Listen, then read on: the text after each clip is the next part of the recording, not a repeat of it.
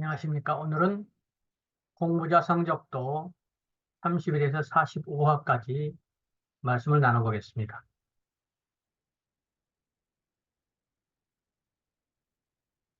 31번째 무우종류, 무에서 논일다 이런 의미입니다. 번지가 기우제를 지내던 무단이라고 합니다. 아래에서 공자님을 모시고 산책을 하면서 감히 여쭤보겠습니다. 어찌해야 덕을 높이고 마음속의 악을 제거하며 미혹됨을 분별할 수 있겠습니까? 라고 말하였다. 이에 공자께서는 좋은 질문이구나. 일을 먼저 하고 덕은 뒤에 생각하는 것이 덕을 높이는 것이 아니겠느냐.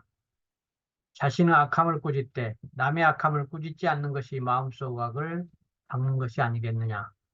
일시적으로 분노로 그 몸가짐을 잃으면, 이성을 잃으면 그것은 곧 어버이에게 미치나니 이것이 미혹됨이 아니겠느냐 하고 말씀하셨습니다. 번지와 공자님이 대화를 나누는 모습입니다. 사상 확포, 확상포에서 활을 쏘다. 공자님께서 제자들을 데리고 확상포, 노나라에 있는 지명입니다. 해서 활을 쏘기 연습을 하고 계시니 구경꾼들이 겹겹이 모여들었다. 자루가 활과 화살을 들고 해군의 장수, 망국의 대부, 그리고 나무 뒤만 따라다니는 자도 들어오지 못한다. 또 제하고 예를 좋아하며 세속을 따르지 않는 자만이 이곳에 설 수 있다라고 소리치니 돌아가는 자가 태반이나 되었다고 합니다. 태태, 도와 덕이 행하지 않는 태태를 풍자한 내용입니다. 배식 헌수, 주는 음식을 즐거이 받다. 노나라에 검소하고 인색한 사람이 있었는데 그는 진흙으로 만든 술에다가 밥을 지어 먹으면서 스스로 맛이 좋다고 하고는 흙으로 만든 그릇에 담아 공자님께 드렸다. 공자님께서는 마치 큰 양이라도 받으신 것처럼 기뻐하셨다. 그러자 자로가 보잘것없고 추한 그릇에 담겨 있는데 어찌 이다지도 기뻐하십니까? 라고 말하였다. 이에 공자님께서는 간하기를 좋아하는 자는 그 임금을 생각하는 법이고 맛있는 음식을 먹는 자는 그 어버이를 생각하는 법이다. 후한 반찬은 없지만 그래서 더 좋아하는 것이다. 진심이 중요하다. 이런 말씀입니다. 마음만을 볼 뿐이다. 이런 의미가 담겨 있습니다. 34. 관상지우. 하늘의 모습을 보고 비가 올 것을 예언하다. 공자님께서 행차에 제자들에게 우산을 가지고 가라고 말씀하셨다. 그런데 도중에 과연 비가 왔다. 이를 이상 여긴 제자 무마기가 공자님께 묻기를 어떻게 비가 올 것을 아셨습니까? 라고 하였다. 이에 공자님께서는 시경에 이르기를 달이 필성, 좌보 우필성, 북두칠성의 별 중에 하나입니다. 거기에 걸리면 큰 비가 온다고 하지 않았더냐. 내 어젯밤에 달이 필성에 걸린 것을 보고 그것을 알았느니라고 말씀하셨다. 공자님은 공부와 학문을 통해서 세상에 견져보고 비가 올 것도 예측한 것을 알 수 있으며 철저하게 이론적 근거나 자료에 근거해서 말씀하신 것을 알 수 있습니다. 35. 보유수사. 수수와 타수, 수물가와 사물가에 쓸 거닐다. 요나라 견성 동북 쪽에는 수수와 사수라는 두 강이 있었는데 공자님께서는 이 강가를 자주 거닐면서 제자들을 가르치고 계셨다.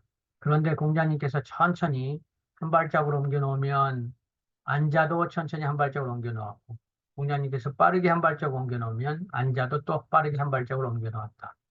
공자의 첫째 계승자인 안자께서 얼마나 공자님과 눈높이를 같이 맞추고 가장 뜻을 이해했는지 단적으로 보여주는 행동입니다.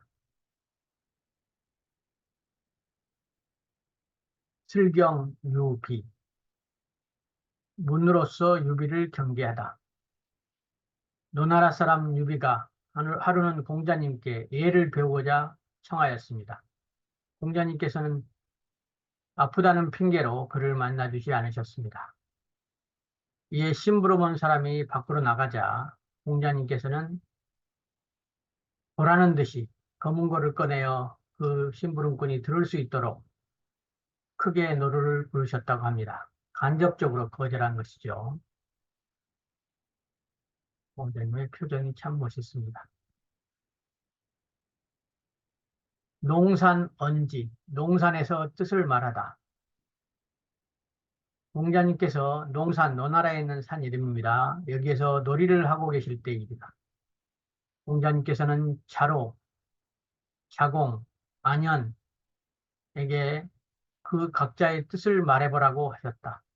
먼저 자로가 말하기를 저의 뜻은 군대를 몰고 벽지 천리를 평정하는 데 있습니다라고 하였다. 이에 공자님께서는 참으로 용감하구나라고 말씀하셨다. 그 다음에 자공은 저의 뜻은 두 나라가 싸우는 전장에 들어가 이해를 따져 싸움을 중단시키는 데 있습니다라고 말하였다. 이에 공자님께서는 참으로 말 잘하는 사람이구나 라고 말씀하셨다. 마지막으로 안현이 말하기를 저는 향기 나는 풀과 꺾은 풀 한 곳에 둘 수 없고 여인군과 걸림금은 함께 나라를 다스릴 수 없다고 들었사온데 그것은 그 무리가 다르기 때문이라고 말씀하셨습니다. 저의 뜻은 밝고 어진 임금을 만나 그를 보자고 오교를 베풀고 예약을 닦아 백성들로 하여금 편안히 살 수 있게 하여 집안 식구들이 서로 흩어지는 일이 없게 하고 천년이 내려가도 전쟁에 대한 근심이 없게 하고자 하는 데 있습니다라고 하였다. 이 말을 들은 공자님께서는 참으로 아름답고 유덕하다. 백성을 상하지 않게 하지 않고 말이 번거롭지 않은 것은 오직 안씨의 아들뿐이로구나 하고 안연을 칭찬했습니다.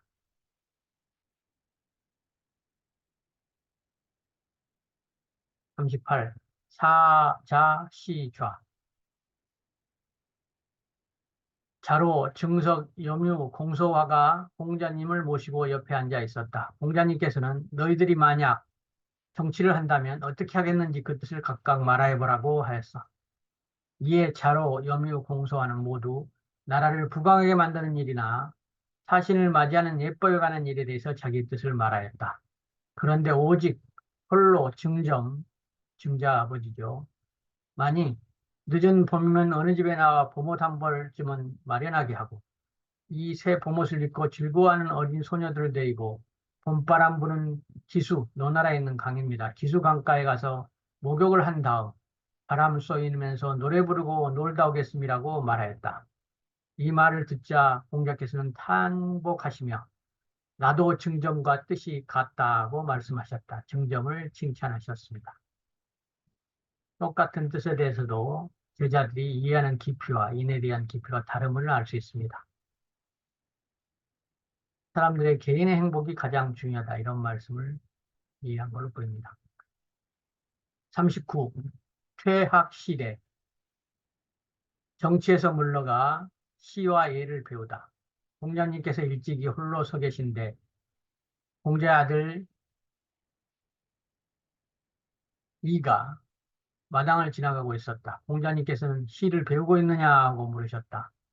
이가 아직 시를 배우지 못하고 있습니다 하고 대답하니 공자님께서는 시를 배우지 않으면 남 앞에 할 말이 없느니라고 말씀하셨다. 이에 이는 물러나와 시를 배우기 시작하였다. 그 후 또 어느 날 공자님께서는 똑같이 말씀하시자 아직 배우지 못하고 있습니다고 대답하니 예를 배우지 않으면 남 앞에 설 수가 없느니라고 말씀하셨다. 이에 공자의 아들 이는 물러나와 예를 배우기 시작하였다. 그래서 여기 보면 예를 배우지 않으면 남 앞에 할 말도 없고 남 앞에 설 수도 없다. 그래서 시를 배우는 게 굉장히 중요하다는 말을 예를 배우는 게 굉장히 중요하다. 시를 배우는 게 중요하다 말씀하셨습니다. 시를 배우면 남 앞에 설 수 있고 예를 배우면 남 앞에 설 수 있고 시를 배우면 남 앞에 할 말이 있다. 그래서 시와 예를 중시하심을 알 수 있습니다. 그리고 강요하지 않고 스스로 할 수 있도록 이유를 명분을 준 것을 알 수 있습니다. 참 훌륭한 아버님이죠. 난제존로 제 나라를 어지럽혀 노나라를 보존하자. 공자가 노나라에 계셨으니까 노나라를 보존하기 위한 방법입니다. 공자께서 위나라에 계실 때 일입니다. 제나라의 전상이 난을 일으켜 대부 포시와 안시를 탄압하고 먼저 노나라를 토벌할 계획을 세웠다. 이 소식을 들은 공자님께서는 노나라는 내 조상의 무덤이 있는 부모 나라인데 이처럼 위태롭게 되었으니 내 비록 절개를 굽히는 한이 있더라도 이 일을 막아 노나라를 구하지 않으리요. 너희들 가운데 누가 내 사신으로 가겠느냐고 말씀하셨다. 이에 자공이 허락을 받고 여러 나라로 유세오기를 떠나게 되었는데 이때 그는 제나라, 오나라, 월나라, 진나라를 차례로 순방하여 국왕들을 설득하였다. 마침내 자공후 계교로 제나라는 오나라와 싸움에서 크게 패하여 어지럽게 되었으므로 노나라는 무사하게 되었다. 그러나 이 오나라와 진나라가 황지라는 곳에서 대접전을 하게 됐는데 이 틈을 탄 월나라가 오나라를 습격하였다. 이에 당황한 오왕은 진나라를 버리고 군사를 돌려 월나라와 싸웠으나 끝내 멸망하고 말았다. 이런 일들을 본 공자께서는 자공에게 본래 나의 소원은 제나라를 어지럽혀서 너나라를 보존하는 의도가 전부였는데 너는 그걸 과해서 오나라를 피폐하게 진나라를 강성하게 했고 마침내는 오나라를 망하게 하여 월나라로 하여금 패왕노릇까지 하게 하였으니 이는 너의 언변이 과함으로부터 이루어진 것이다. 따라서 아름다운 말은 믿음을 상하게 하는 것이니 본질이라는 말보다는 말을 삼가하는 게 중요하다. 이렇게 말씀하셨습니다.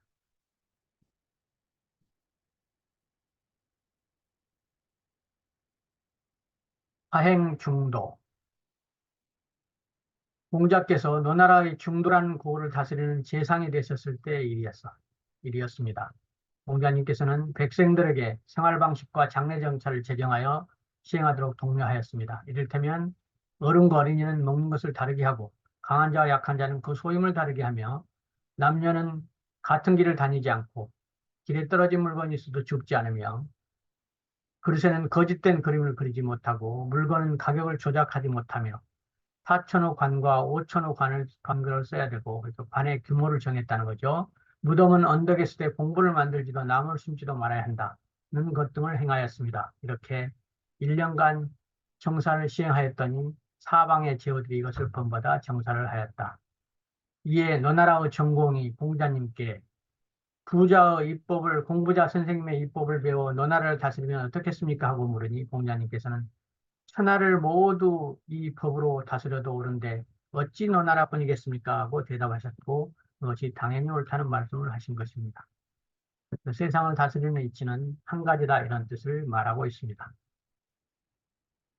규율을 바르게 세우고 민심을 얻어야 한다. 이런 뜻입니다. 영입 공문. 공문에 들어갈 때는 공경스럽게 하다. 공자께서 임금이 계신 공적인 문으로 들어갈 때는 몸을 굽혀 마치 그 문이 나를 받아들이지 않는 것처럼 공경스러운 태도로 들어가셨습니다. 극진한 예를 갖추는 것을 보여주고 있습니다. 협곡 회제. 협곡에서 43번 제나라와 회담하다. 노나라 전공 10년의 일이었다. 그 당시 제나라는 국세가 강성하여 노나라를 자주 침략하였으며 노나라는 그것을 감당해낼 수 없을 만큼 국정이 문란하였다. 그런데 노나라가 공자님으로부터 하여금 대사고 벼슬로서 총재의 일을 맡게 하니 이에 두려움을 느낀 제나라는 자기 나라 땅의 협곡에서 화해담을 하자고 제의하였다. 이 기회를 이용하여 전공을 살해하려는 음모였다.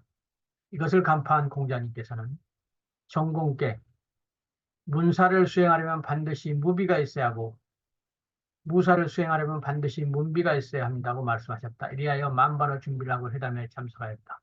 두 나라 국왕이 간단히 의식을 마치고 돌아 자리에 앉자 제나라 유사가 사방의 음악을 연주하게 하여 주십시오 하니 제나라 경공이 이를 허락하였다.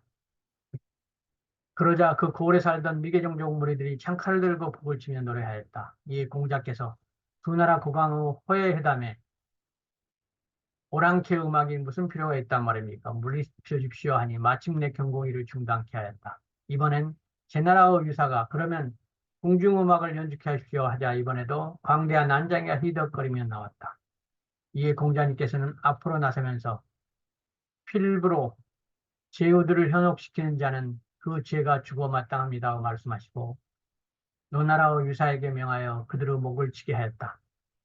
이 광경을 본 제나라 경공은 부끄러워하고는 또 무슨 일이 있을까 두려워 마침내 철수하고 말았다. 지혜로 전쟁을 막은 사례입니다. 44. 분양변괴. 분양의 괴이함을 알다. 노나라의 개 환자가 우물을 파다가 흙으로 된 돌처럼 단단한 장군병 하나를 발견했는데 그 속에는 짐승 모양의 의아한 이상한 물건들이 들어있었다. 그는 사람을 시켜 공자님께 물어보고 오게 했다. 이에 공자님께서는 여러 가지 종류 괴이한 괴물이 있는데 그 가운데 흙으로 만든 괴물은 분양이라 하였으니 그것은 분양이다. 제사에 쓰는 양으로 보여집니다. 이렇게 지식이 굉장히 풍부한 것을 볼 수 있습니다. 특히 제사에 대한 지식은 엄청난 것으로 보여집니다. 45. 귀전 사과. 빼앗은 땅을 돌려주고 사과하게 만들다. 협곡에서 화해회담을 마치고 돌아온 제나라의 임금 경공은 신하들에게 노나라에서는 신하들이 군자어도를 임금을 보필하는데 그대들은 국방 오랑캐들로 과인을 가르쳐 노나라에게 죄를 짓게 되었으니 어찌 하면 좋단 말이냐 하고 말씀하셨다. 그러자 유사가 앞으로 나오면서 말하기를 군자는 과실이 있으면 물질로서 사과하고 소인은 과실이면 글로서 사과한다 하니 만약 임금께서 죄진들 마음이 상하시면 물질로서 이를 사과하셔야 합니다 하고 말하였다. 이를 듣고 제나라 경공은 전에 노나라를 침략하여 빼앗은 땅은 운, 문양, 귀음 등의 구호를 노나라에게 돌려주고 사과하였다. 덕의 힘이 얼마나 큰지를 말해주고 있습니다.